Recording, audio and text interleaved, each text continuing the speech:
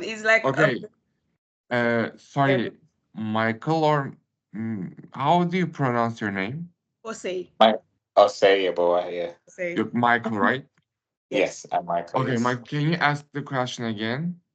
Okay. To begin, we're going to break the ice, and I'm thinking like the transition of our meeting is going to be very conversational, and then we would transition into questions and answers so that it's more engaging, and we can have as much information that both parties can use to finalize their work.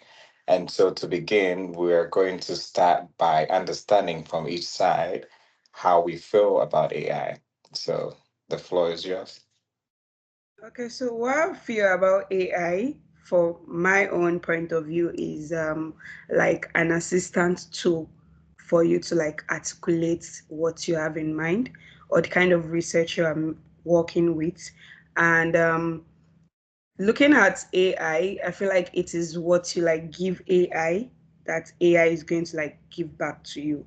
So it's more or less like embroidering what you want to like ask for.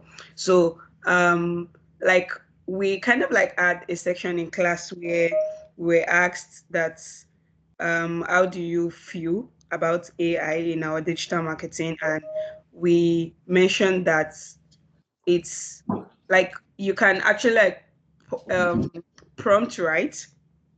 You can actually prompt the AI to like give you something, but if you don't do it well, it would really not give you the kind of option that you want.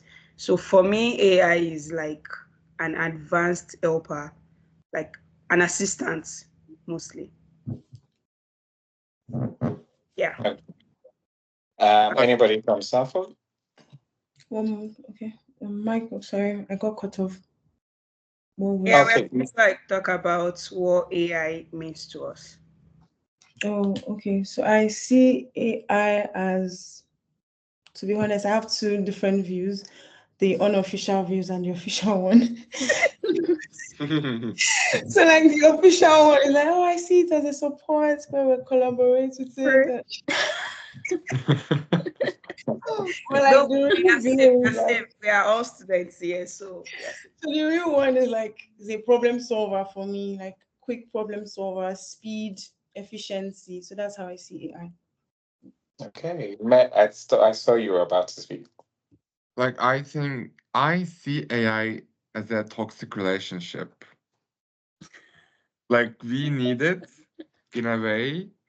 It's help us so much for so many things, but also I remember when I was studying it at university, it was like there is no AI. There was no AI, and we was doing everything ourselves, and we learned so much thing from it. Like right now, of course, I have AI, and I can ask, can you find me this source? Can you summarize this part? Can you prepare a document for me? And I don't know anything about anything. Like, okay, we are in here, our programs, we have to use AI as a support, but there is always something attracts you for using and reaching everything, you know? So I don't know. I don't find so healthy AI usage, but it's new world. We have to learn and use it. Yeah, it affects your Yeah. critical thinking skills, and you can Yeah. see it in the younger generation below us in high school and elementary schools starting to use AI primarily for all their essays and assignments. And that was from my experience with like students that's younger than me. You can see them they can't form sentences properly. They can't do assignments on their own because they only know how to rely on AI for everything. But yeah. So, thank you. I would like to kind of like support all this. Why I'm saying that, because even, normally, like we used to learn how to use pen and paper. It was mainly pen and paper. And anything that you needed to do, you need to form up in your brain. And now with AI, it's all, technology. I want to Google this, I want to Google that.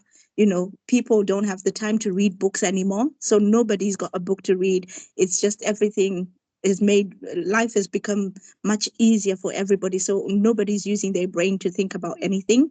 So AI is gone wild at the minute. It is good in a way that things are evolving around the world, but at the end of the day, we go for like a proper interview. You don't know what to say. People don't know what to say. Proper classroom for somebody to sit in a classroom without having to touch their phone or just to get on a gadget and do something. Nobody can sit still anymore. Whereas, years ago, it was so easy. A teacher, you could communicate properly through, just pen and paper. It was easy. You'd know how to spell things, you'd know how to just write even a simple sentence, which was really good. But nowadays, AI just does everything for you. You want to Google to spell somebody's name, somebody's life, you have to always be online. Whereas instead of just reading it so that you understand it, I think people would understand it better if they read it, just rather than copying and pasting it from this like Chat GPT or Copilot. Can you create this sentence for me? And then it does everything, and then you just copy and paste. We're not learning anything. Do you guys remember sitting in the exam, your exams or midterms and having to write out paragraphs on your own with a pen and paper with no help from anything else? Yeah. We actually do Full that. Like essays. our most of our exams are Mhm. pen and paper. Oh, I'm online, so I don't get the experience anymore. So we kind of still have like two to three, because we are currently working on business law, and it's kind of like ancient. So Mhm. even most of our group assignments are currently now on pen and paper. So while we are in class, we would have to like use pen and paper, then submit. Yeah. Okay. So Junior is on. So Junior, what is your take on AI? And then it will set the ball rolling on what we need to do today. So we're just breaking the ice, but we're taking people's understanding on AI and how they got introduced to it. So, my take on AI. I think it's just a normal progression. Call AI the Google 2.0. So, for example, so if you look at the whole progression of how technology has been, both throughout very likely. So if you think about it, we used to back in the days of early 2000s, we used to go to the library. Google this with this search engine.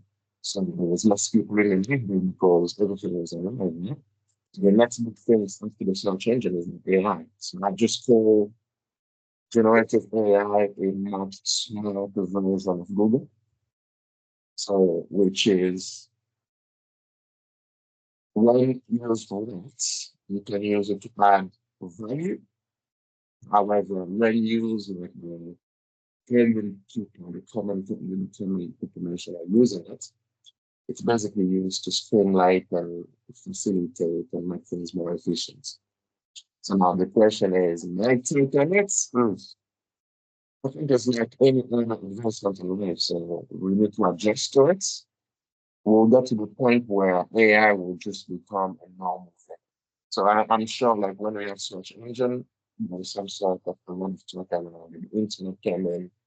There's a lot of traffic going on. So back in the days, you were working to, I remember when I did an undergrad, the library on each floor, you would see maybe 3 or 4 librarians that do search books. Nowadays, you hardly even find one librarian who come from because there's not as many people using Gmail nowadays because everything is online. Because that's going to be the same thing as well with AI. AI is just there to kind of enhance a little bit more searching experience, Obviously, for the very few people around the world who know how to harness the power of AI properly, will be one of those few gifted one with the power of testing the lives of um, digital world. But yeah, so my taking is just a normal thing. So there's big, there's a lot of alarms involved. It's not a big deal as much. Okay. I think we've gotten like diverse views on the use of AI, where I notice people have like a very toxic relationship with the use of AI, whether to use it or not. And some people are very indifferent, very helpful, very efficient. And so, with that in mind, what we are supposed to do, because we personally have had the experience using AI, as well as now going to institutions as your schools and our schools, and how they are using AI and integrating into like um how we operate as students and how they operate as institutions. And so we are trying to understand from your view or your perspective, experience in your school, and how your school got introduced to AI, because it's now like the biggest thing after the internet, as Junior said, Google 2.0. And so I don't know if you had the chance to speak to your lecturers, if you had the chance to review like governance and policies in your school around like AI usage, ethics around how to use AI, if they've already integrated into some things like reducing like paperwork, um, no more writing exams with pens and paper, or like any revolutionary um, thing that has happened in your school with using AI. And so I'm going to give the floor to Francisca from our team, who has some few questions. And as I said, the questions will come through. We'll still have conversations to make it more conversational so that we can get everybody's input and then we can put it all together. Hiya, guys. Could you just give me 1 minute? The teacher was asking me something, so I'm just Okay. gonna speak to the teacher, and then I'll be back in a Okay, second. perfect. While waiting for her, Alice, are you ready with some of the questions from your side? Yeah, we actually have some. Okay, let's go. Button, over to you. Okay.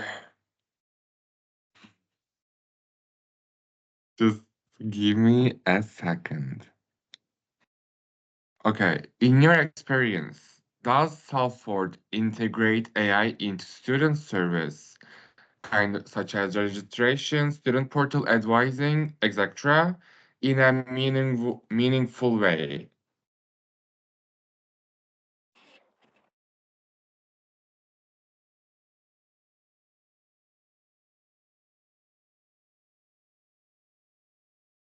Did they Thank get you. did they get what's said? Can you say that one more time? Let me send on the chat.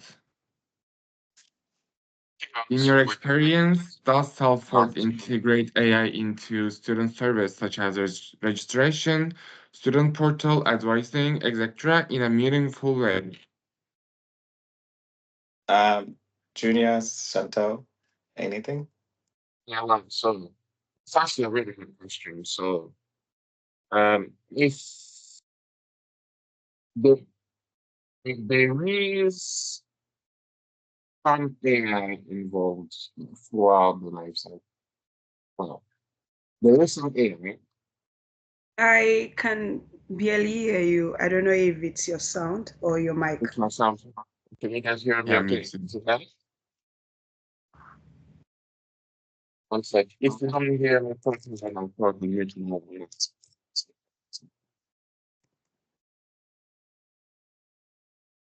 Oh, no, no, no. Second.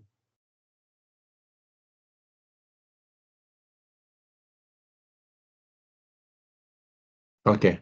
Can you guys hear me okay? perfect. Yeah, it's Okay. perfect now. Okay, good. All right.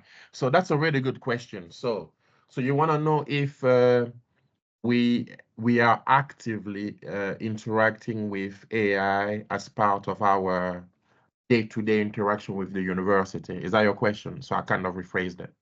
Yes. So To Yeah. simplify what he had said, so they are asking us if there's any AI integration into our student services, basically provided by the university. So they're looking at like pinpointing in terms of our registration, is there any form of AI integrated in our student portal? Is there any form of AI? And then in terms of advising, but that I wasn't sure what sort of advising they're asking for. Okay, But so like now in Umbra, if you kind of like check on the website, you should see like a support, like a customer support, and you can easily like send the message there that there is like a prompt. You can just like there's a prompt that you would get if you need help. So probably after you've like chosen where exactly it is that you want to like have your issues with, then you'll be directed to a physical person. So it's a two-way thing. Is that you want to like talk to the AI assistant for guideline on how to go about your registration, or you want to Yeah. go about talking about your registration, you want to ask about some fees or your course or something. The AI can actually like help with answering that before you are forwarded to a customer support. So question, the question that um, you're asking. this is on your school's website, correct? Yes, Okay, so it's like the pop-up thing that comes on your screen. Okay, yes. so AI agents. It's Okay, an AI perfect. agent.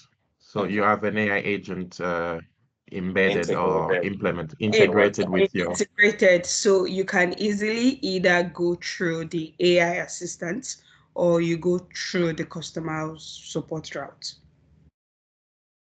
Okay, that's a really, really good one. So I think the short answer for Salford, and unless I'm mistaken, we don't have that. We don't have that. So our websites, our student registration, or the student support website, it's very static. It's very old school. So you have a ton of information on it. Uh, and some of the information are being displayed in the form of yeah, in the Q&A section. So how do I find out about this? How do I find out about that? It's very old school where as you need to navigate through the website, you need to click certain part. And at some time it could be very, I'm not going to use the word tedious, but time consuming in terms of knowing where to click to get certain things. So it looks like yours is kind of being streamlined, is being kind of augmented with AI. So we don't have that yet. So yeah, I don't know if that answered your question. Ori has some input to include for you guys. Yeah, hi guys. Just to add to what Junior said, so what we have currently is we have a team called Ask Us, so Ask University of Salford. So you just send them an email for anything you want to find out, and then they reply you in like 2 to 3 days. So we don't have AI. So that's the system we currently have. So we have two systems. We have the FAQs that are already there on the website. You can go check them out, or you send an email to Ask Us, or you go to their office here in the school and ask whatever you want to ask. So short answer, no, we don't have that. Okay, and then to finalize with the short two answers, aside, so currently our AI agent has not been incorporated into our website, but after the fact, if you don't get any of that information, but you can explore on the website where we have like a virtual assistant that can help you explore like our facilities, our accommodations, and anything that you need outside of registration. That's what we currently have incorporated or embedded in our systems and AI usage. So it's like partly, not in terms of how you guys currently have an AI agent that gives you direct until you're referred to um a person. Do you have what you need? Can you repeat? And if it's possible, can you write, please? You have a recording, so you can take this and then also get a transcript out of it from Teams. Yeah, I'm asking for answering the question because sometimes voice can go, come, and yeah. Okay, so we can do this. I don't think we can write as we speak, But after the fact, if you don't have what you need, just send a file of the questions that you have, and then we can put that into writing for you so that this can run its course and then we can wrap this up. Okay. So basically, as the team said, we have two things, which is one, Excel, where student can go to find information, which is not the regular AI agent, but has like information that you can run through. And then the second part is that we have a virtual tool, which is like a agent incorporated, but it's like partly AI, which is it has some information but not everything. So we can move to the next question. Yeah, so I think we have that as well. Like we have. Okay. So do you want to ask this question or should we still go ahead with our questions? We're waiting for Francisca to be available, so you can go on with yours. Okay. Button. Okay, so how would you describe the overall digital and technological environment at the University of Salford? Do you mean like the technological equipment, like what we use in class? Yes. Like the Yeah, in general at university, for classes, for library, for everything. I think it's pretty like standard. We have our in the classes we have the usual, what's it called? I've forgotten. Projection. Yeah, projector. we have that. Then in the library we're well equipped with computers, systems. So yeah, we have a pretty solid digital environment and so So forth. I didn't catch the question. What exactly did you ask? Sorry. The overall digital and technological environment in Salford. Lovely. So technological environment in what sense? In a sense of when we are in the classroom or Yeah, for classroom the overall facility? overall. Yes. Overall. Overall, like now there is like for Umba in North Campus, you can either have like a digital map or you have a printed map for you to like navigate around the school. And also like projectors, are there projectors that can aid students?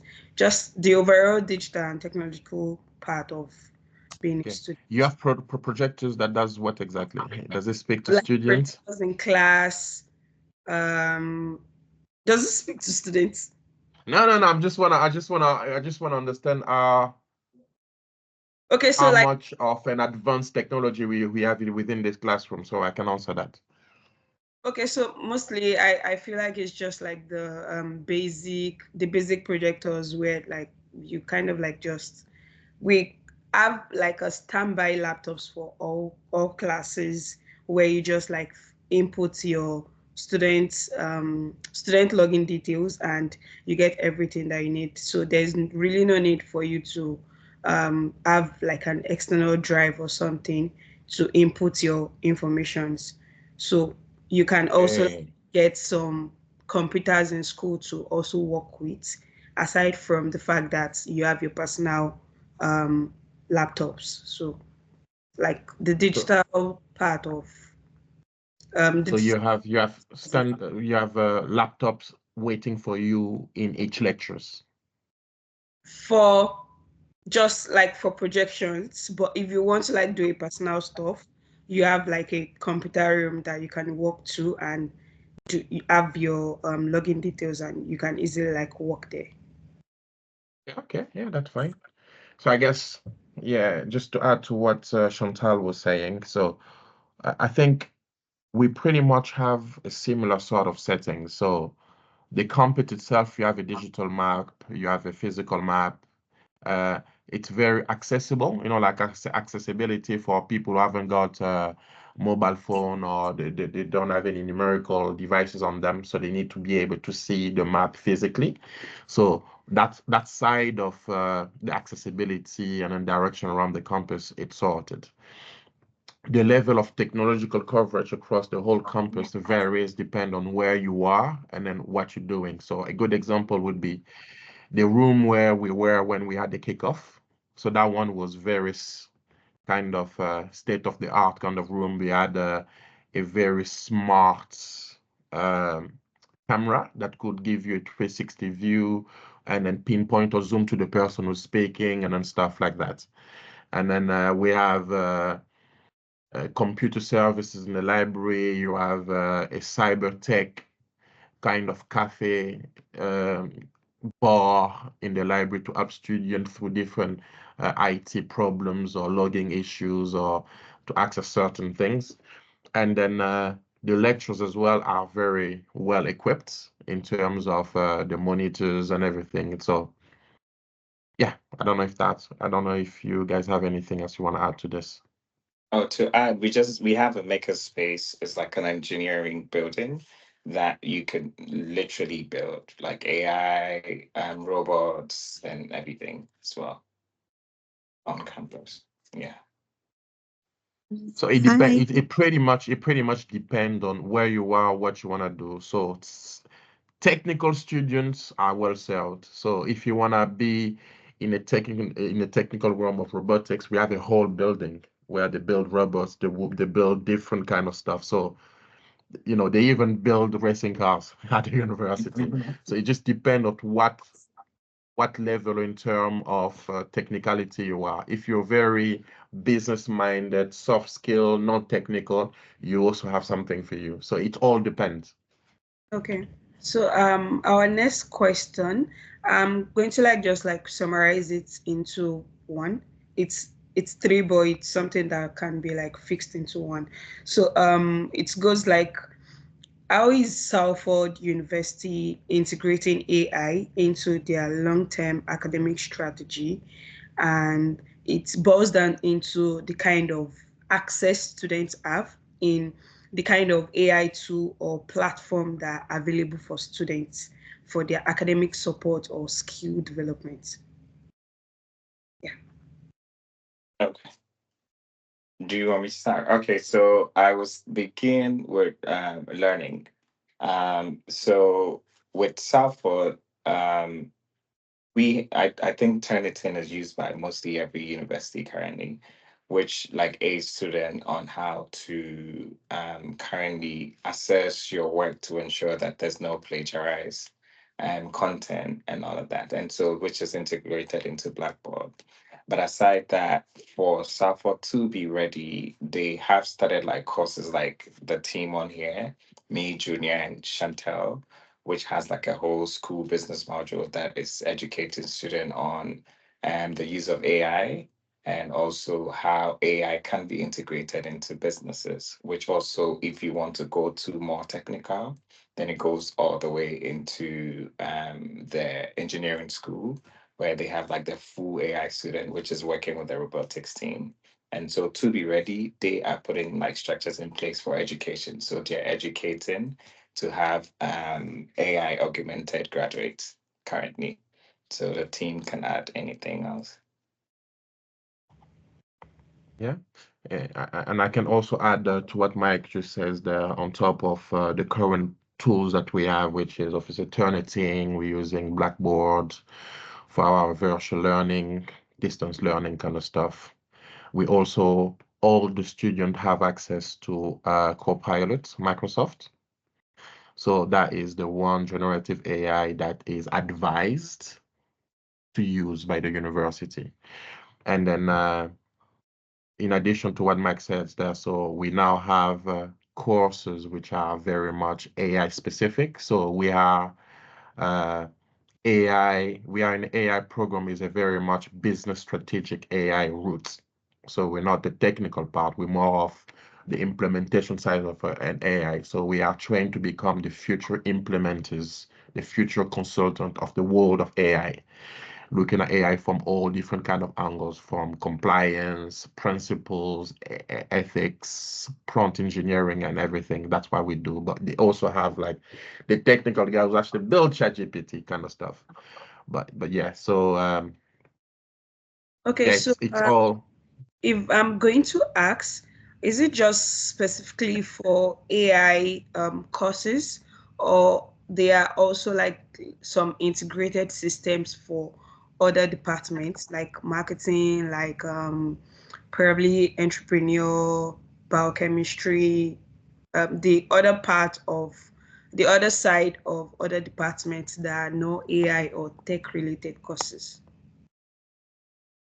I was just gonna get into that, but obviously I don't know, Mike, if you want to add to it. Just to add to it, so basically Salford organizes a digital literacy workshop and webinars, and this does not just apply to us, basically. Not, it doesn't just apply to us that are managing AI in business, so it applies to everyone. So I think that's how they integrate it for everyone on campus. So whatever course you're studying, so there's digital literacy that suits you, basically. So Okay. And also, depending on your course, there would be some AI augmented applications that are advised. So I know someone who does music. So, for example, as part of their course, they use a specific app that help them to listen and correct the way they play their music, or sometimes they will come up with music and then will tell them, to give them, it's a very much AI specific to different fields, if that makes sense. There are other courses where it's no AI, no, no, no, no, in others. So it's pretty much is very custom made, if that makes sense. Okay. So from your answer, I'm going to like integrate this question because you mentioned that the school kind of like gave like a login of Copilot, if I heard you correctly. So I'm going to be asking the question that says that are students encouraged to use AI tools, and what boundaries does the university set for academic integrity, sorry. And then the second one is, does Salford have like a formal guideline or policy around the ethical and responsible use of AI? Mike, I think Like, you'll be the Ah, best to answer it, and I will add to your answer. okay, so we have like ethics, guidance, policies, a whole 2 hour session for academic integrity and the users of AI. So the users of AI currently with Salford is like very 50-50, where students are being encouraged to use AI, but to a certain level. Because currently, as I said, like AI is the biggest thing that was introduced outside of the internet. And so how you use it becomes like a big thing for the teachers because it's reducing the amount of creativity and amount of time students are spending to actually research, do the work, and produce like actual work. And so we have like policies and guidelines and student academic integrity on the usage of AI, where you can use it as a form of a tool to brainstorm, to be able to aid you to conduct research, reread your work or proofread your work. So there's like a limit to how you can use it. But you're currently being advised to use it. And then we have guidelines and policies, training, to certification on these academic integrity and uses of AI. okay, thank Yeah. you. And which brings me to, you've already like mentioned the concerns that the educators in Salford have as regards to AI. So that would bring me to ask the question of how Salford actually like handle privacy and data concerns as regards to AI tools. Me or you, Mike? I don't know. Chantal? And also for student journey from admission to graduation, where do you feel that AI is actually like playing the biggest role with students' journey? Um, yeah, Junior. Okay.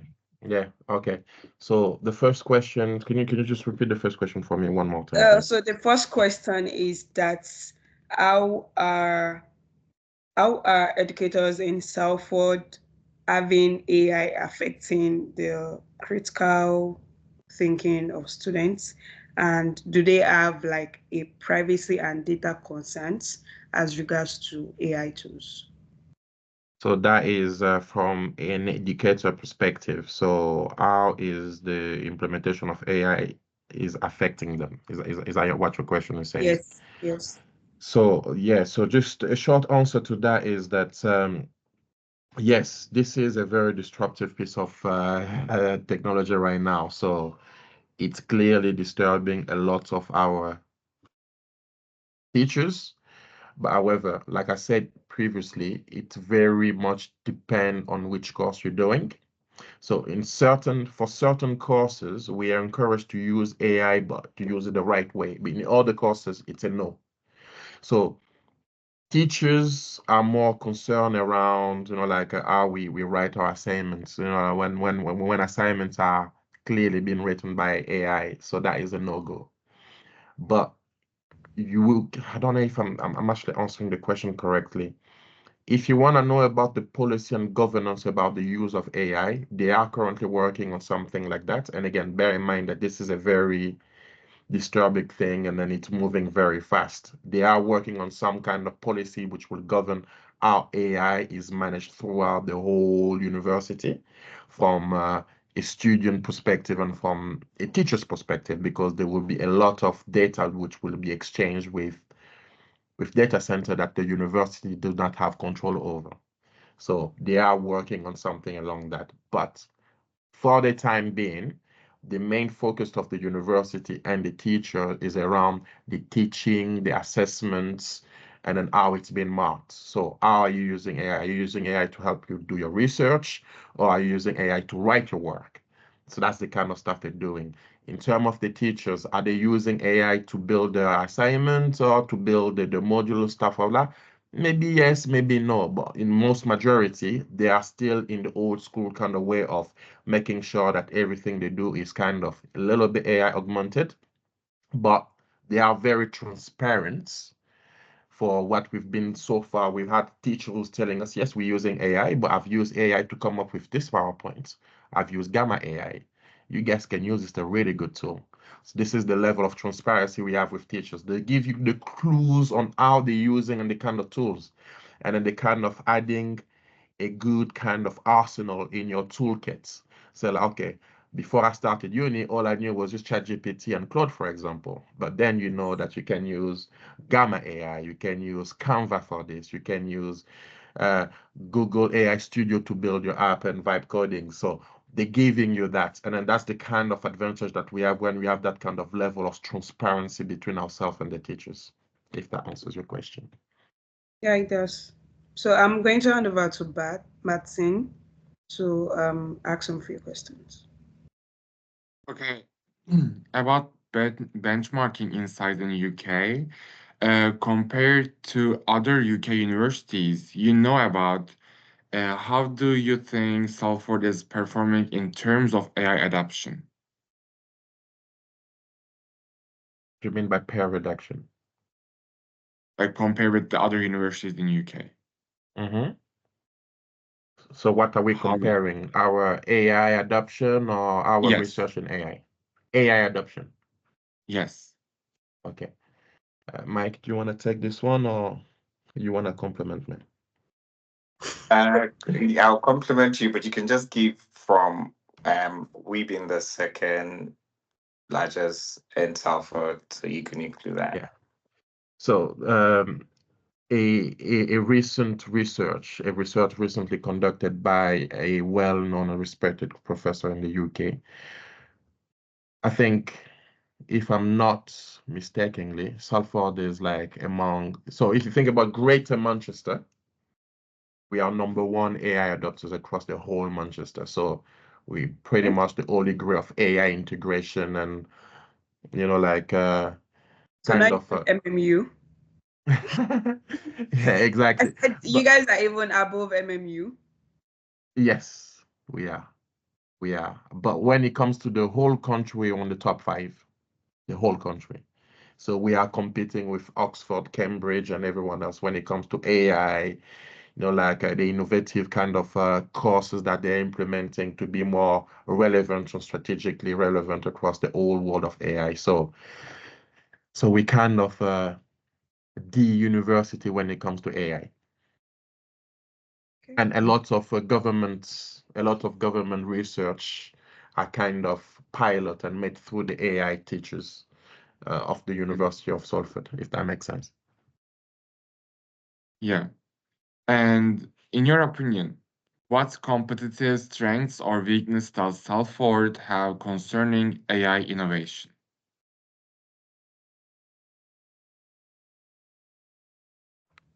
Can you elaborate that? Okay, so like you said, AI innovation in Salford is enlarged, like is Yeah. widely used. So we kind of like want to like get the kind of strength and weakness that you feel that Salford has over the AI innovation. Yeah. Um, so okay, so So basically, mostly you've kind of like talked about the strengths, like you've already like acknowledged the fact that they are widely like you guys actually adopt more of AI and Yeah. they help students with giving them the insight of you can use this, you can use that.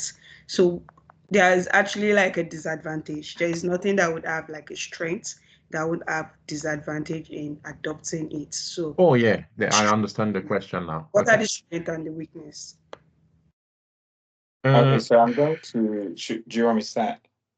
yeah, go on, you start this. Okay, all right. So basically, as I mentioned before, Salford took the biggest initiative to start courses like what we're currently taking, which is making us employability ready in terms of the ever growing AI world. And so, our strengths as Salford, because we're taking these courses and becoming knowledgeable about the use of AI, and not so they're teaching us not merely to how to use that, but also how to supervise the AI systems that we'll be using. And so one, the strengths, we have like strong employability skills. And then because we're constantly going through from AI prompt engineering, AI use in workspaces, we're constantly getting like the AI adaptation of all these modules that can become knowledge that we can even use to start policies or even advise organizations on how to integrate AI into their platform. And then finally, as we said, we have taken the initiative. So we are literally becoming digital literate on how to use like AI to develop like projects. So examples in some of the classes like AI prompt engineering, I build like a whole AI agent that can be incorporated into website. And Junior up there also did vibe coding, so he can create like a whole resume that can quickly respond to student or cater to different student applying for different field. Same as Chantel, she also developed like different things using like the AI modules and literacy that we're currently being taught in our classes. And the biggest thing, if you could remember from the speaker that joined us, that AI, to understand it, you need to first know what prompt engineering is, which is like the first thing that We um, did.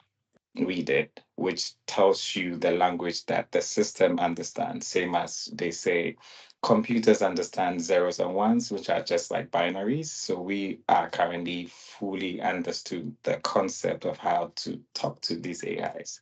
So those are the strongholds. If you ask Salford, what we have currently. She want to know the disadvantage as well, isn't it? Yes. Yeah. Okay, so that would be difficult to, because obviously I know that we kind of brag much about the good side around things. I think the disadvantage of doing what we're doing around, I wouldn't call that disadvantage. I would call limitation. Okay, it's not disadvantages. I would call that limitation. And then the limitation that we currently have, whether it's in our courses, maybe we will learn about that in the future or across the whole sphere of AI, It's around legislation and compliance. There's a lot of gray area in that area. There's a lot of gray area. There's certain things that you guys are allowed to do in America, we're not allowed to do in Europe yet. You know what I mean? And then different kind of policies around how to AI can be applied in the workplace. AI can be applied or used in the medical industry, in educations. You know, like it's a bit of a hit and miss in certain spaces. There's certain things that the government are completely saying no about, or there's certain things the university don't want to get involved, but businesses are telling them step away. So I wouldn't call that disadvantage. I call it limitation. And then with limitation like that, what the university tend to do is to educate us around how to navigate those things. So if that makes sense. And I don't know if I've answered that question. Okay, so quick one. I'm trying to like see if we can just like limit our side for 1 hour. So we are like almost like 1 hour gone. And that would lead us to these questions where it says that how do you imagine business schools in the UK would be using AI by 2030? And also, what kind of AI supported innovations do you think that Salford is going to, like, you would like to see Salford implement? So that's like coined out from the fact that you already kind of like talked about their limitations and the weakness. So what kind of AI supported innovations do you think that Salford needs to like implement? Okay, so I was gonna say hold your thought on that because that will be a very close in great for the both team after we have deduced like what we have as against yours, and then we can say, okay, after listening to Salford, after listening to your school, we think this is missing, that is missing, and then we think that oh, our school can take something from your school and incorporate. Same as we say something from our school can be incorporated in yours. I think that would be like a very good closing argument All right. before we. Okay, so we have that already. So Okay, we can move perfect. on to Salford then. Okay. Okay. Francisca, are you on now? Yes, I'm on. Okay, I do perfect. apologize. You might hear some noises in the background or people asking me questions to the classroom because I'm actually start like in a waiting area. So our first question was, how did um how did your registration go? Starting from the registration section when you came to the university to your Humber College. So how did your registration go from registration down to the graduation side? If I can get your question correctly, How is you AI? kind of like ask like once you make your tuition payment, how do you run your registration? Is that it? Yes, Okay, with the so use of So Umber has this platform where you kind of like have your students' login details immediately after. Okay, so like I remembered when I made my school fee, because there was a deposit to be made, and then you make your school fee. So after your school fee, you are issued like you log in details, and once you get the login details, you log in into your Umber website, and there is like a student portal for you. You have the registration site, you have the financial aid, you have your where you check your results, your convocation, and all. So the platform where you have your registration, there is already like a list of all your courses for that particular semester. So for summer, you already have the amount of courses to do. So you just click on it and you make your registration. So it's quite easy. So you just have to like have your login details, log in into your Umber portal, get your registration done, and you're good to go. Sorry, just to like ask you a question. During your registration process, did you have to go to like your university house or your admissions office, or you could do everything just from your house? You could do everything just from your house. Yeah. Yeah, could I'm in a meeting. He's just in a your meeting. Okay. Yes, he um knows I'm in a meeting. I don't know. The voices were mixed up. I don't know. Okay, now you can say. Okay. So you were about to say something. Do you want to add anything? So everything was done from your house. Your login details were sent to you Yes, via everything Yeah. was sent. Everything no was sent. human contact basically during admissions process. Yes. Yeah. Okay. Because I remembered I got my visa late and it was like 2 days before resumption. So I had to like do everything back home before I even get into the country at all. I would like to add on. So our registration happened for 1 week at a certain time in I think August, and then for winter semester it's happening currently this week. Humber had da- had is using the software Qt. It's a virtual waiting room, so it's similar to like Ticketmaster, where you're sitting in a queue for like 30 minutes to an hour, so the websites don't crash. And they've been using that technological to help with registration process for us. Yeah, I forgot that. Thank you for that.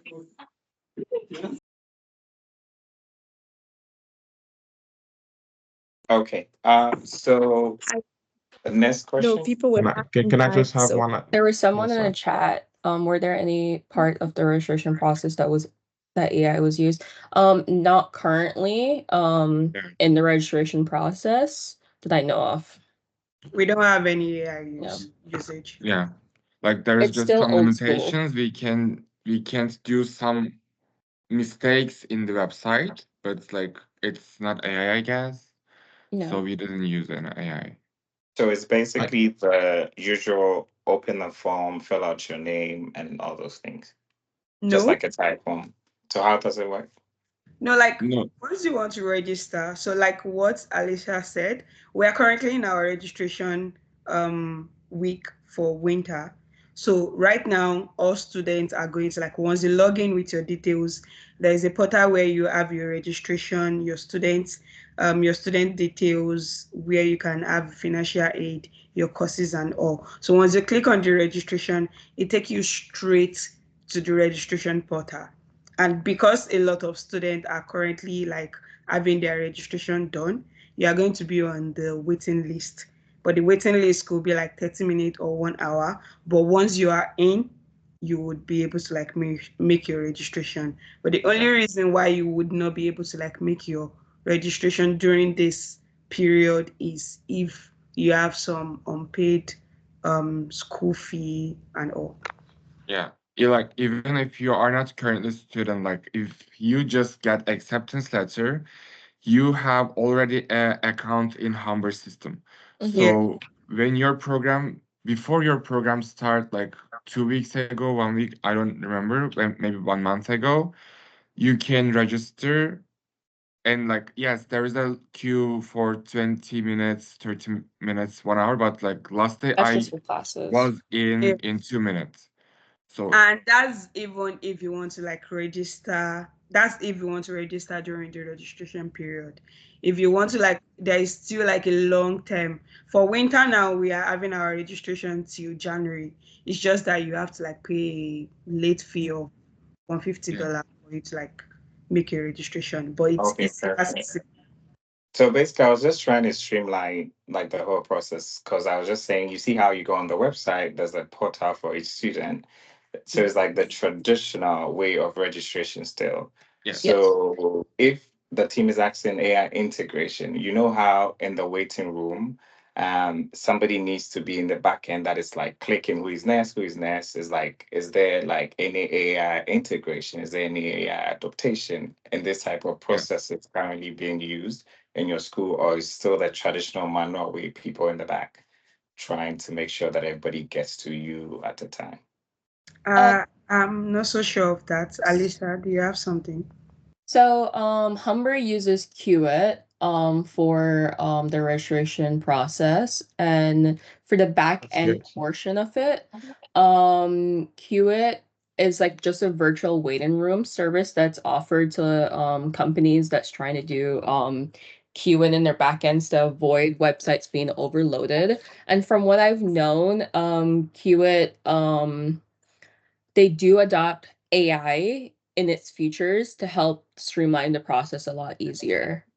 And this also like helps with um like keeping bots off the sites and just streamlining the whole process for schools. Okay, perfect. Makes more sense now. Francisca? Okay, my Okay, I'll next put it. my Like next question my is your marketing data already organized well enough for AI to analyze it? I don't get that question. So okay, basically let's start like this. What is the current AI adaptation in Hamburg? What aspect of AI is currently being used or integrated in your school? Then it will make more sense with the question she just asked. like first of all, we have lectures about this. There is a teaching and learning process about AI in different programs. Also, our like using AI in lectures for students depends on the professor. If professor lets you use it, you can use it. If professor say you just can use it for brainstorm or just you can use it for support, you can just use it for it. But some professors, like last semester, we had a research professor, Um, and he said, use AI. Why they create yes. AI? Just use So it. it's just like what Junior said earlier that some professors would actually like let you know the kind of AIs that you are meant to use. So for our marketing research, it was mostly on us using AI. So it kind of like want us to like, oh, if you want to like get your research questions, instead of you trying to like articulate it yourself, you know what you want to like ask for, your qualitative questions, your quantitative questions, give it to AI. It gave us different type of AIs to use, but the limitation or the boundaries there is that you have to like state the use of AI in your research. So if you are using cloud to structure your sentence, you stated there that, oh, I used cloud to structure my statement. If I'm using Gamma to make my PowerPoint, you have to state it there that the use of Gamma AI was used for the presentation of this slide. So we kind of like have some AI adoptions. Yeah. Uh, Also, the Humber provide AI support for students. professors too to take. Like for example, I give a business plan to my teacher, and he or she can put Gen AI, and they can just control everything with this. So Humber provide this too, but it's again like depends on the professor. Most of them don't use it in our In faculty. our faculty. Yeah, and So to also understand, are you brainstorming with it or you're writing the whole, like maybe an assessment or everything from scratch with the AI and submission? Or how does it no, work? like Okay. for if the professor lets you do it in the ethical rules, you can do it. But Mhm. generally, in our faculty, they don't let this. More like actually, most of them don't want us So, to use it. Just they say take idea from AI and enhance it, or you can brainstorm with AI, or you can take your KPIs for a project, something like that. But not whole project. Or we can Okay. ask, where can I find this document if I can't find in the Humber database? And because all, we rely more on Umber database. Like everything yeah, that we need to do must come yeah, from Umber database. So yeah, if you are not Okay. getting it from Umber database and you are going outside Umber database, then you have to like state it. But most of our professors, like Batin said, they mostly like want us to like start from scratch. And I even have like a friend of mine in class that we had a social media report, and there was like a slight use of, no, there was not a slight use. There was a discovery of AI usage, and the result was zero because there was AI usage that was discovered from Yeah. assignments. So But it was also just in same assignment, I use AI too, and I mentioned like you in have my to report mention AI it. usage. If you use So it, you have yeah, to mention that I used AI, and this was where I used AI, and this is the tool, this is the kind of AI tool that I used for this particular thing. yeah, Okay. So I heard you guys had mentioned about like certain lecturers can tell you to use AI to do your work, conduct researches. Does this cuts across in terms of, because before a lecturer can tell you to proceed with something, then it means there's like policies, governance that comes with these things. So at Hamburg, do you have like all these policies or guidelines on AI usage, yeah, either by lecturers and the teachers that already put in place that allows these type of things to avoid like academic misconduct? So yeah, at the beginning of our courses, for semesters, Humber has adopted this AI hub, which is just the innovation learning, and then we can learn. They have this course module that we have to complete, and it's called AI algorithms and you, and we have to complete this, and it goes over all policies, guidance, and how to use AI ethically. And yeah, our So sorry. professors So also what was the tell name of the us course? Sorry, what was the name of the AI um course again? algorithm. AI algorithms and you. I'll type it in the chat. Okay. Was it like a mandatory kind of a must Yes. all of Yes, you it's do a it? mandatory. Yes, it's Yes. mandatory. So Okay, it's makes like sense. you knowing the ethical use of AI, and also the boundaries that is into yeah, you using AI. And for our own course, for our department, our our professors would always like mention it in class for those that don't want it. So for a start of class, they would also like talk about it in the critical part before we yeah. even start the main class, like every time. And Like also we currently have this course, integrated marketing, and we have to like work on integrated marketing, and we have like usage of Coca-Cola, Pepsi, Tesla, and some other brands in Canada that we can't even like use pictures yeah, online. So if you want to take pictures or you want to use some pictures, you have to like go to the company, or you go for sightseeing, take a picture that you would be using in your project. yeah. So that's how strict they are with, that's how strict most lecturers are with AI. Okay. Francisca, over to you. Thank you. Can you hear me? Yes. Yes. Yes. Okay. So my next question, I'll kind of read it because it's quite long. So, AI capability, like with your teaching assessments and analytics, um, are your learning systems are they ready to be personalize using learning with AI? And can they help with marking and giving the feedback? Your lecturers, are they able to use the AI system? Yes, yes. Yes. They can take feedback from the AI, but it's their preferences, and also if they do it, as I know, they have to check quickly again. Okay. Okay. Quick question. Just to make sure that I understood your answer. So I think our question is to ask if AI is used through the marking process. So does your teachers, professors use AI to mark your work? Okay, That's the first part of the They question. already do it, I'm saying.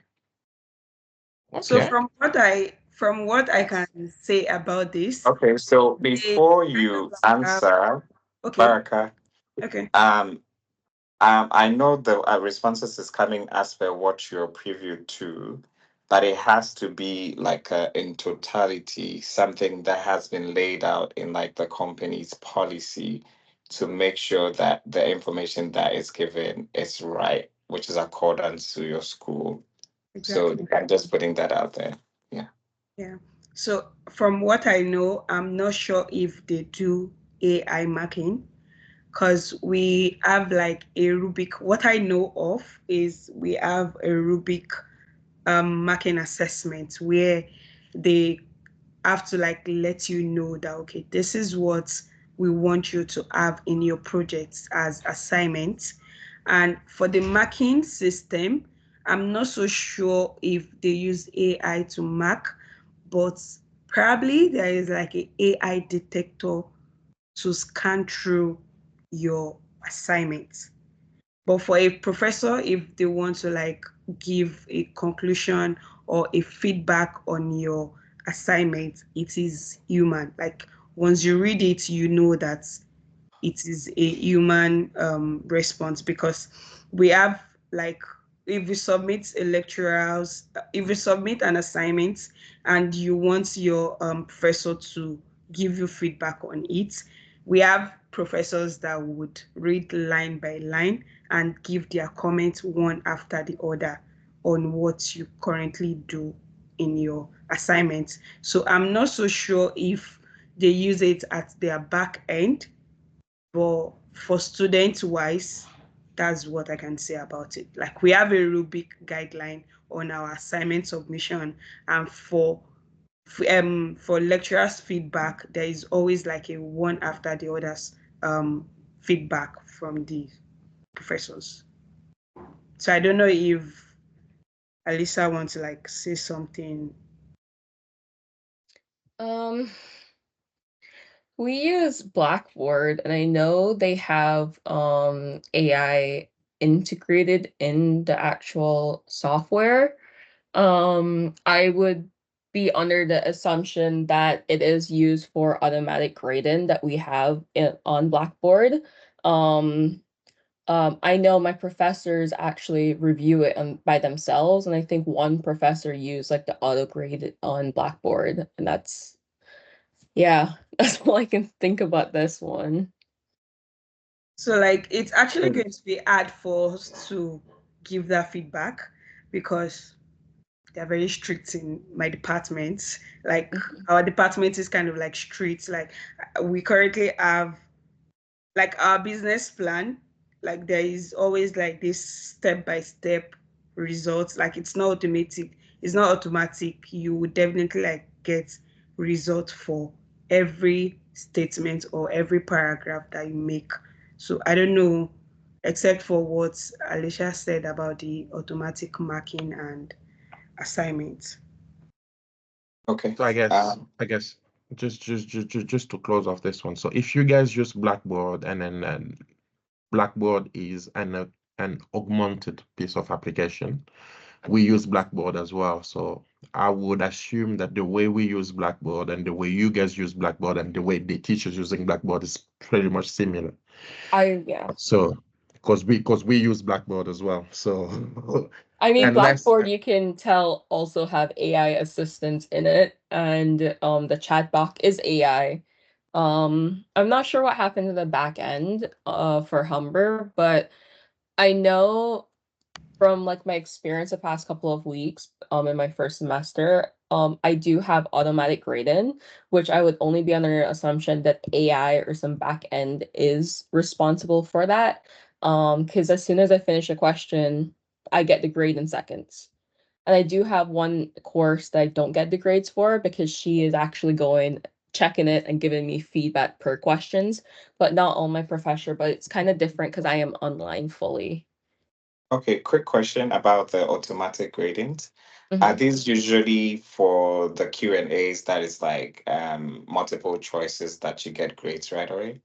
Multiple choices. Yes, I think for multiple choice they are like already pre-graded. So yeah, that I think it's already auto mark because they put the rubric in there and then with the specific answering. So once you select the right answers, you get graded.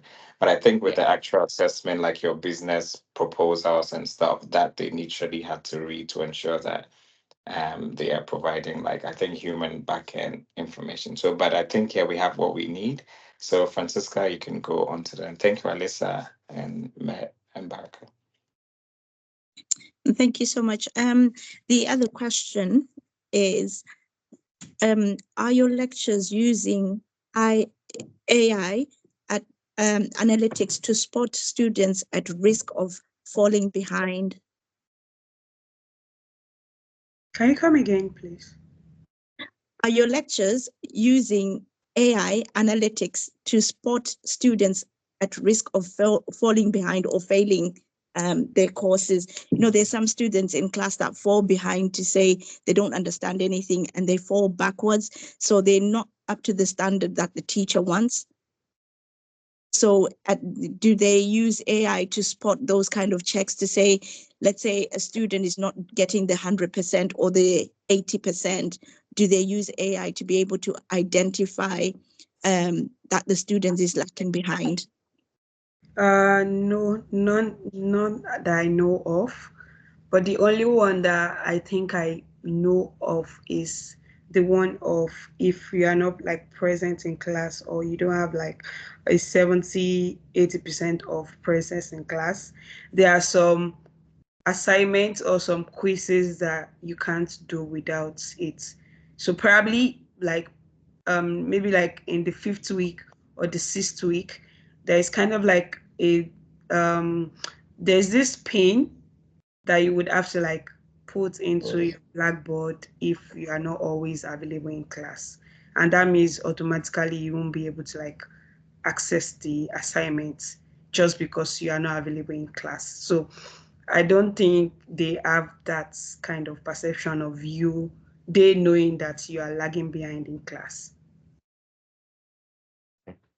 Okay. So, okay, can I just say, because I think I dropped when I was asking the question. Sorry, Francesca, did you get the answer you wanted before I?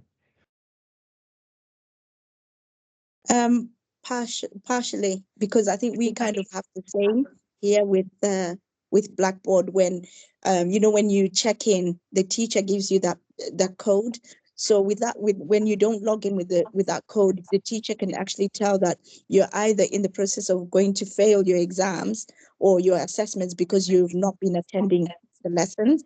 So it's kind of like I think that's probably something that I was either looking for into that.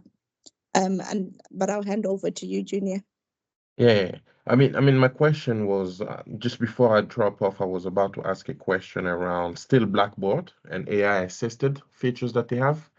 So we do understand that you can have an automatic marking when, especially when you have a question, like multiple questions, kind of question answers, question answer. My question is, if you had to submit an assignment, let's say 2,000, 4,000 word assignments, are those assignments being assessed and marked by AI? They are I don't not. think so, no. They are not. So they don't use AI to kind of screen through your assignment and to give No, them an idea. Okay, no. that's It what I is needed to know. it is human response. There is no Okay, good. AI for it. Okay. Francisca, any more questions? Yes, I just have one question, but it's got three sections in it. So it's regarding, after a student graduates, and do you have what they call like alumni students, and how does their journey go as a student when they've come back to join the university, becoming an alumni student? How does it work out for them joining back, and then for them getting a job, or going to use the career advice center and then engaging in other opportunities? Okay, so I really wouldn't want to like say much because I'm not an alumni yet. But what I know about it is that there are like some sections, like some events where you meet up with alumni, career advising tips. And I think from our registration portal, you would be able to like see that you can easily like join the alumni probably after graduation. And also there is also like a meet and greet with mostly alumni from the events that they have, obviously. And you can also go to that. So for the AI integration in alumni service or matching, I don't know of AI integration, but I do know of Career Connect where there is job offers and also alumni. We have alumni association on LinkedIn that you can join from, and I think that would actually like give um, more information about what you need and also the kind of things that they can help you with. But for AI integrated into the alumni service, I don't think so. I'm not so sure, so I can't be 100% certain of what I don't know. Okay. I think to wrap this up for us, there's like one pending question for us. I mean, we've listened to your experience with your school and how AI has been used and how you've also experienced that. So, with what you've said and with what you've experienced, how would you rate your school in terms of adaptation? And how would you juxtaposition your school from Canada or any other schools in Canada that makes you stand out in terms of adaptation of AI? Alicia, Hmm? Justin, can you guys talk on that? Like, can we say, like, we, first of all, we have three different locations about the school. And right now, currently, we are studying in business school. It's in downtown in the business area. So focus So, on the business school, just the business school. Okay, just yeah, the business school. so I can say that in downtown, we use some technological environment in the building, and they have AI integration, as I know, but I'm not super into it, so I can't give the right information about this. But probably like we have projections, as you say, projectors, and they also have like, for example, a projector. There is a screen, right? We can touch the screen and we can choose something from it, but it's not for permanent. Okay, so We let me can, rephrase the question quickly. yeah, So, I please. mean, we've heard all the things that you're saying. I think you guys have given that to us. That's like, your school is like a digital school. Great. So this is what I'm saying. So with your experience with AI, with the experience with the school, how ready is your school in terms of AI adaptation? Okay. And then how, after you tell me how ready the school is with the adaptation, now I'm thinking, okay, so if I'm coming to Canada, I want to go to a school, then I'm choosing your school. But now I'm thinking, in terms of AI adaptation, how do I just suppose your school from any other school that is currently using AI? Are you the go-to school that I should say, okay, if I'm talking Canada, I'm talking about your school, which is like very knowledgeable about AI. So, in terms of what you already know and how you've experienced AI, where would you put your school in Yeah. terms of AI adoption? Alisa? Alisa, do you want to say I think for AI adaptation, I would think because it's a polytechnic school, not a university. Um I would say it's one above the other polytechnic in Ontario. Or do you want me to go in Canada or on just our province? Either one Both, that Canada. could. both. I'm not sure for the Province other and then schools the whole across country. Canada. I think it's better Um, if but we I restrict do it know to that Humber has invested quite a lot in this Yeah. digital campus, and they have integrated AI like the Microsoft Copilot and learning tools for in the classroom. Um And trying to think of something else. I mean, like, we can, if we have to give a percentage, we can say 55 because already they did Yeah, I so was much thinking 50 or investigating about 55. this, and also they start to encourage us and the professors to use AI, and also Mm-hmm. they start to integrate AI programs in the systems, like I mentioned before. So it's like so close to fully adaptation, but not that close, we can say. Yeah, So because 55 is such a good number, So actually. Yeah. from like I know for Humber, it's all in their whole process, like admission, the professors use it to help build in their rubrics, given feedbacks, Yeah. um, and admission process, just administration process, and they kind of adopted it from one of the lead-in schools in Ontario, University of Toronto, from what I've read before. When they had launched it, I think they launched it this year, if I'm not wrong. Humber. So yeah. So, Yeah. from my own point of view, I think it's a 50-50 thing. So, why the school is actually trying to like integrate AI, we still kind of like have the traditional way of doing things from the professors.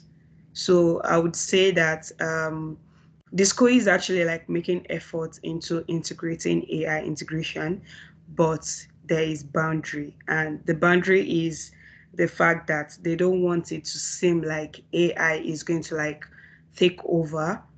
And I remembered Francisca saying something about the fact that we don't have access to like think anymore. If you want to do something, you don't even have to like read or something. So that's one thing that I feel Umba is trying to like protect. So even in the sense of they telling us that you can actually use AI, you have to still use your knowledge into bringing out things. So, talking from the aspect of our strategic marketing professor, is actually open to you using AI to get your research for support and all. But if you are making a report for him, he wants it in your own language, in your own understanding. So I think that's probably something that most professors are actually doing, except for just the marketing research professor that stated that, oh, I want you guys to use AI. I want you guys to improve more on using AI. I want you guys to use the tools, but you just have to like let me know that this is what I used AI for, and these are the tools that I used regarding AI tools. So it's a 50-50 thing. They are integrating it, and as well they are protecting the students while using it. Okay, perfect. So with all the information that we just got from Alisa and Baraka, we would want to benchmark like these type of knowledge that we currently have. And so with what you know now, what do you think is limiting the school to upscale? And also, what do you think will also be the strength from what they already have to make sure that you guys elevate to become AI augmented graduates? I think for Humber, something that they've aced so far was the policies that they have in place with AI usage. They've created a really in-depth policy regarding the use of AI and like academic misconduct and on it dishonesty in using it. I would say that's one of her strengths, and they've been adopting to it. Let allowing the students to use it as a tool but not as a source to go do your assignment for you um as a whole. And Barak, do you have anything else you want to add to that? Well, you've kind of like stated the strengths, and I think I was even going to like tell Michael that you second me, or probably you're like upfront me in that, because that was actually like the question I wanted to like use for our closing question. Mhm. Oh no, so the closing will come because there's like a wrap up. So Yeah. it's going So to be after the benchmark, after what we know. Then it comes back to the break ice question. You know how everybody had like reservations about the use of AI. So yes. now that you've listened to all these type of information, what has changed for us now? You Okay. know, so So it's for the advantage, I feel Alisa already like spoke about it. oh, I okay. guess the only thing I didn't mention was like the data privacy and the privacy that comes with it. I remember a couple weeks ago, we were talking about this because, as we know, AI do collect all personal information. Oh, That's yeah. how they train and make AI learn how to answer all these questions. And it's been like grinding into our minds. Do not put personal information into ChatGPT or into Copilot to let AI be able to collect that information, because I think that's one of the rising concerns currently with the use of AI. Yeah. Is ChatGPT currently being used by your school? Because No. if it's Well, collecting so, data, then is it different from what? Yeah. So I. so if you look into the back end of Microsoft Mhm. Copilot, it uses a form of the ChatGPT to generate information. Like if you look at the back end of Microsoft itself, it uses ChatGPT. Yeah. So Copilot is like a AI tool assigned by your school to be used by students as well. So It's the from what I cool. know, the administration and faculty uses it. But Copilot, it's been yes, encouraged by them to use it. I think this had happened a couple months ago. They've done that. but are we students allowed to use it? You know, like the fact that they give us this Adobe Creative Suite, we have a login for it. LinkedIn Learning, we have a login for Yeah, it. Do we I've have used login it for before. like pilot? I haven't been told not to use it. Like I've used it before. I used it once and I was like, yeah, no, because I don't like AI. So I know that I think we can use it. It's a tool that they gave us. Okay. Okay. So Yeah, and Junior. well, yeah, while you guys were talking, I just had two questions. The first question, which pretty much just gonna add up to what Lisa and Barack basically are talking about, which is the data governance policy. Do you have anything in place around the data governance policy around AI? I don't know if I'm repeating myself or Mike asked that question in another different way. We do have a full policy, like under academic integrity policy, and it goes into it now with the usage of AI ethically, and I think data privacy and um the privacy and like teaching and learning for us. Um, Okay.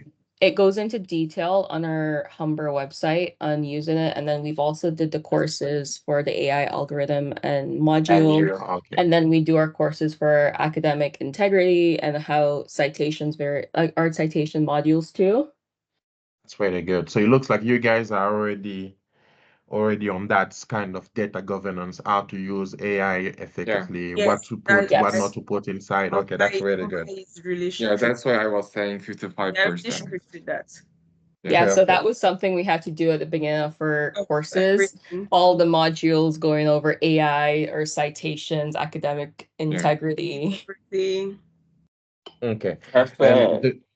The final one, the final part of my question is to help you navigate this revolution, this AI revolution, and to future-proof your career or the career of the next generation of students.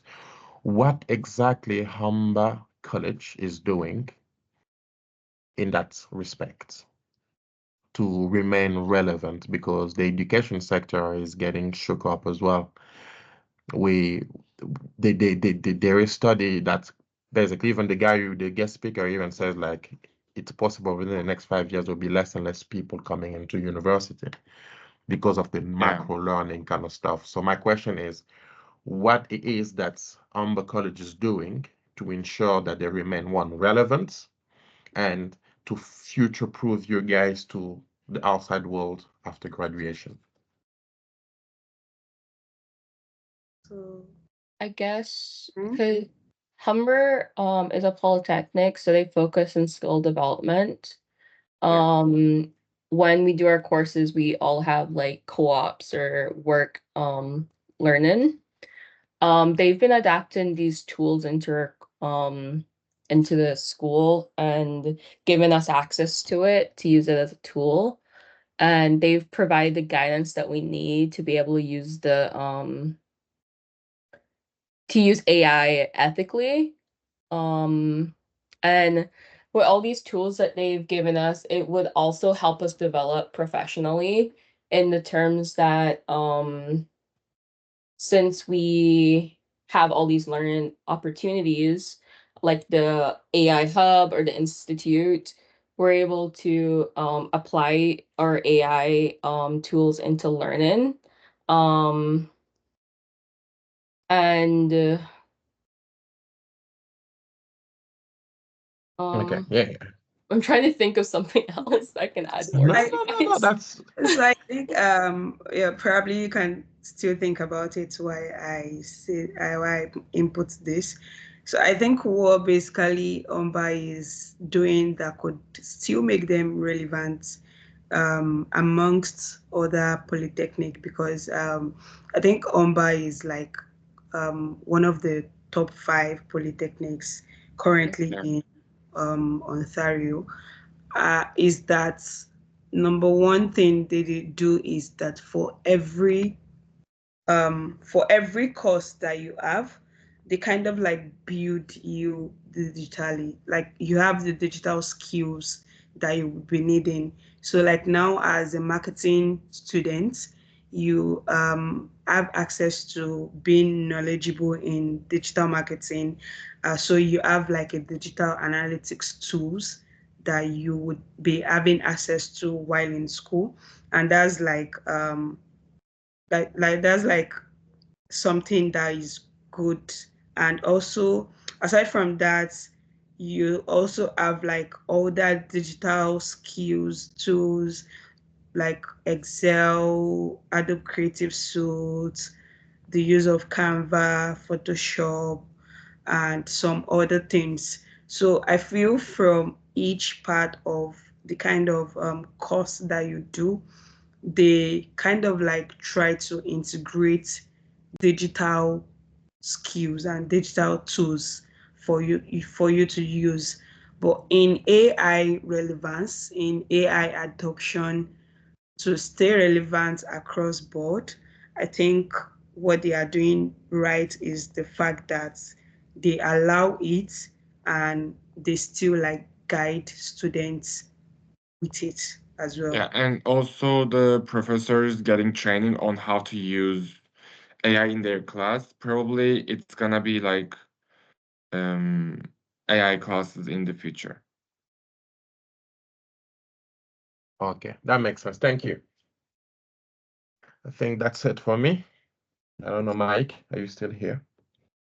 Oh yeah, I'm still here. I think that's all from our side. Baraka, do you want us to go back to the that one question, or you're good? Yeah, I think we can just go back to the question, and that's asking Salford about the fact that if there is anything that you feel that, because now you say they have like AI supported innovations, so is this something that you see that would make more sense in business schools in UK implementing? And also what are the things that you feel like Salford can actually like start doing to also stay relevant and also like stay competitive in the AI era?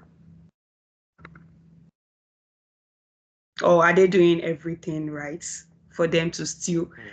Why the I can, face? yeah, I can start the answer by saying, I think in our approach to education and then to their strategy into basically remain relevant and competitive and everything. Salford is very much ahead of a lot of university. Um, I think there will be a lot from next year onwards. There will be a lot more university across the region, across the country, who would kind of follow on the footstep of Salford with the implementation of a similar course to what we're doing right now. Because there's not a lot of university who does that, I think. But if they are perfect, no. They are bold. Oh, yes, they are very bold because they don't shy away from trying, changing, doing research, and being the first in certain area in their field. I don't know if that answers your question. Yes, it does. Okay. We currently have every questions answers from our side. Do you guys have everything you need? No, I think that's all. You've already like mentioned most of it. Um, the fact that we've asked you about what you feel about Salford and also what you feel they can also like improve in using AI as for academic programs. I think from our side, I don't know if Batin and Alisa have some more questions to ask. I don't. Batin? Lastly, I have a question about personal priorities, but I couldn't catch. Did you ask this one? So I'm gonna ask. If we ask, you don't have to answer.